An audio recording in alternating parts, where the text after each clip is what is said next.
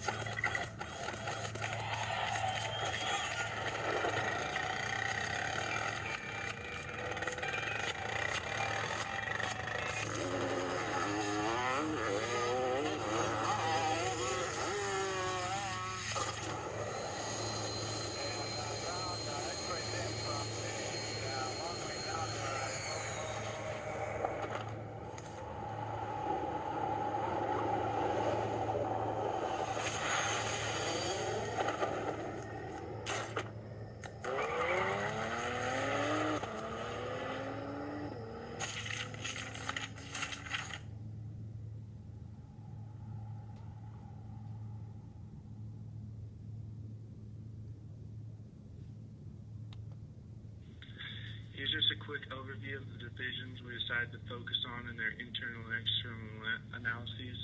The Motorsports division that produces dirt bikes, street bikes, and ATVs. The Marine division that makes outboard engines for boats.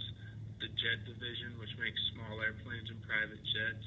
The Power Equipment division that makes lawnmowers and pressure washers. And the Automotive division that obviously makes cars and SUVs. Here's just a quick overview of what we will be discussing throughout our presentation today. I'll start by giving a TOES analysis, and from that, we'll give some recommendations on what we believe that Honda should do. And then we'll do a VRL analysis on those recommendations.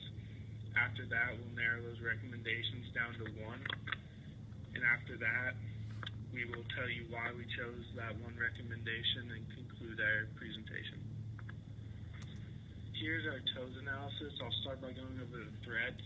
Like in any industry, Honda has a threat of competitors. Fuel prices are also a major threat. Since they are a motor company, they always have to worry about the rising fuel prices. Poor economic conditions is also a huge threat to Honda because since many of their items are seen as wants rather than needs, many people will not buy them if the economy is not doing so well. They also have a threat of substitutes since their products aren't exactly rare. They don't make individual product that no one else makes. And also the threat of international regulations since they do business all over the world. Next, I'm going to talk about the opportunities. Honda has a big opportunity to implement socially responsible solutions to the emissions of their engines and other things like that. They also have a big opportunity to expand into the U.S. market in some of their divisions, which they haven't done a whole lot of yet. And they also have a big opportunity in the mergers and acquisitions. They've done some co-branding with things like Acura, but they haven't done a whole lot of mergers and acquisitions as a company. I'm going to talk about the weaknesses now. The biggest weakness that we saw as a group was their products tend to be overpriced. For example, their Jet is priced at about $2 million above their competitors. They also have occasional recalls, and although it's not a whole lot, it is a weakness that Honda has right now.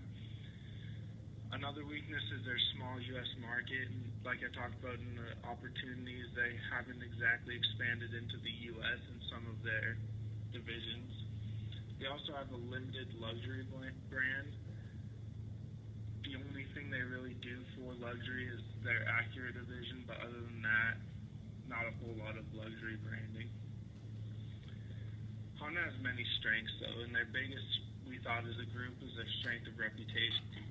They've gone many years building a loyal customer base because they do make quality motors. Another big strength is their lack of capital constraints. They have a lot of money, and they don't really have to worry about running out of it anytime soon. Another big strength that they have is that they don't have any labor union contracts, which, as a big company, that's nice not to have.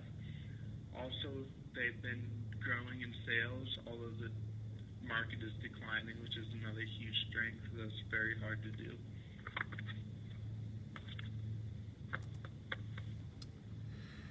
All right, so based on Cody's tow analysis that he went through, we identified 3 recommendations that we believe will help Honda acquire a sustainable competitive advantage. And the first of those recommendations would be to implement socially responsible solutions within the company as a whole, also known as going green. The second would be to establish a captive financing division. And the third would be an acquisition of construction companies. So to explain the first recommendation, implementing socially responsible solutions, Honda's most valuable resource is arguably their reputation. Despite having recalls in the past, Honda is undisputably known for making quality products. Consumers and regulators are both now demanding that companies go green and establish economically friendly processes within their companies. Because it is often costly to make these changes, by so doing, Honda will experience an elevation in reputation over those of their competitors who cannot financially or will not follow suit. Ultimately, this will generate an increase in sales by appealing to customers who are passionate about green solutions. We believe regulations will only become stricter. Therefore, companies who fail to adopt these changes in the long run will likely become insolvent. The second strategy of establishing a captive financing division, this strategy involves creating a division that allows customers to finance cars, boats, jets, equipment, etc., directly from Honda, directly from the company, similar to the way car dealerships offer on-site financing or how RC Willey allows customers to buy products on credit. The financing division would generate profit from interest payments that would offset the threat of rising fuel prices, which Honda faces in nearly every one of its divisions. Additionally, because so many Americans are prone to buying on credit, Honda will be able to permeate and tap into the U.S. market, which up until now it has only been able to do so in a couple of divisions. Finally, this strategy would curtail the risk of decreased sales due to international regulation among financial institutions. So if international banks raise interest rates and that make it unreasonable to undertake financing, Honda can offer in-house financing on their own products at a lower interest rate. The final recommendation would be the acquisition of construction companies. Construction companies use products that are somewhat related to Honda's current lines of production involving motors, equipment, and machinery. An acquisition in this particular industry will foster expansion into a new and diverse market, one that is not so heavily affected by economic swings. Because many of Honda's products are either luxury products or recreational items, sales are highly affected during economic downturns. So this would allow Honda to bypass the learning curve, utilize their vast availability of capital, and minimize financial risk through diversification. Acquiring a non-cyclical construction company will provide Honda with continuous cash flows even when economic conditions are poor, due to the fact that many construction companies continue working during recessions through government contracts and government subsidized funding. So ultimately, this helps eliminate the threat of poor economic conditions while exploiting the strength of excessive capital. Looking at the first analysis recommendation, we'll look at going green. As you can see, it is valuable, rare, inimitable, and organized. This option will lead to a sustained competitive advantage.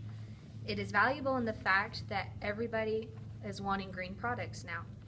It is rare. If Honda were to implement the Go Green idea, it would become rare in the fact that the reputation would collaborate and enhance the company as a whole. Not all companies have the resources such as time and finances, nor do they have the know-how. It is inimitable because having an outstanding reputation is impossible to duplicate because of the time and energy that went into it. Honda is organized because it is a company that is strong, successful, and diverse, and a company needs to be this in order to succeed. Now I'll turn the time over to Everardo. We also applied the VRA framework to the second recommendation about Honda establishing their own captive finance company for all of their divisions. For the first category of valuable, establishing a captive finance division will definitely be a valuable strategy that Honda can pursue. By centralizing the loans that Honda makes to customers, the company can add that interest from the loans to its revenues. Financial activities are critical in supporting Honda's primary business operations. This strategy will allow the company to generate credit terms better suited to their customers, making it very valuable for the company. For the second category, it would be rare for Honda to have its own captive finance division. Not many companies have the capital and resources to be able to establish this type of strategy.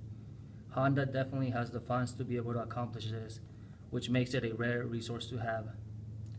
Not only that, but customers who get financing from a captive finance company are more likely to be loyal to the brand. If Honda can add to their reputation through this strategy, they can generate a larger market share in each of their industries. Even though this strategy can be valuable and rare, it can be easy to imitate by companies who do have the capital and resources available to them. Chrysler Financial and Ford Motor Credit Company are examples of captive financial companies that have already been established by some of Honda's top competitors. Captive lenders are becoming a massive financial force in lending business, and the more companies that pursue this strategy, the easier it will be to imitate it. Honda has shown to be well organized at all levels throughout their quality, reputation, and success. Establishing this strategy in an organized manner would not be an issue for a company like Honda. Based on this VRIO analysis, Honda could achieve a temporary competitive advantage over their competitors by implementing this strategy. Now I'll turn it over to CJ.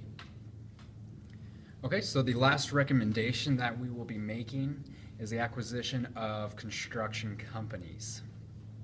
As you can see in the table, we find this recommendation to be valuable, rare, inimitable, and organized, which will lead Honda to a temporary competitive advantage if they decide to go about this recommendation.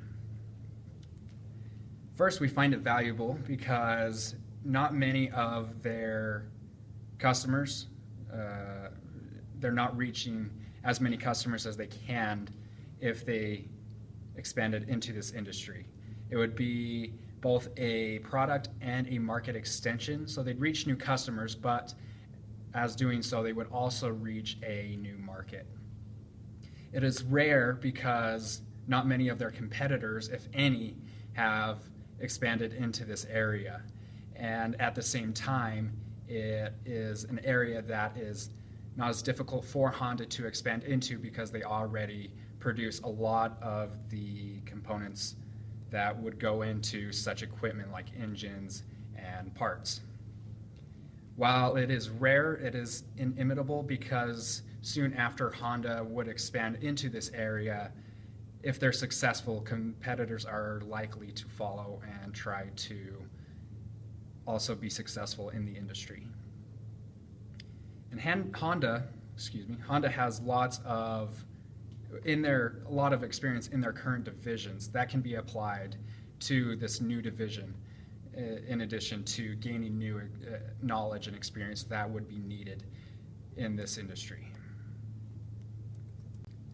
Out of these 3 recommendations, the one that we feel is the most important and that would provide the most value to Honda is to go green, or to make their products or the services they provide more